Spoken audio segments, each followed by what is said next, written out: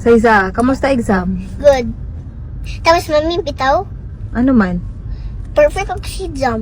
Wow. Tapos, anong gi-exam niyo? Tapos naku po, kaya kaluoy ang name ko kasi hindi sila kompleto, hindi kasayang Maribaw kasi like this, oh, di ba nag-write ako sa isa Kaylee, you, walang Maribaw. Bakit?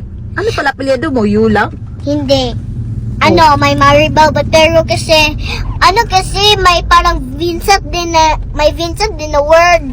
Yung section nyo. Apo, yung parang half dito ba? Oh, tapos? Tapos, doon gilagay yung mga St. Vincent.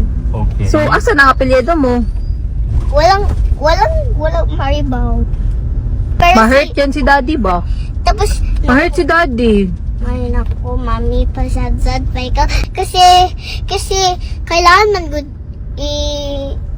ilagay ang St. Vincent. Kung hindi, pagalitan kami. So, okay lang, wala apelyido daw. Opo, Or okay na lang. okay na lang. So, ano man, kamusta man ang exam? Good. Okay lang lahat? Ako, very good ako.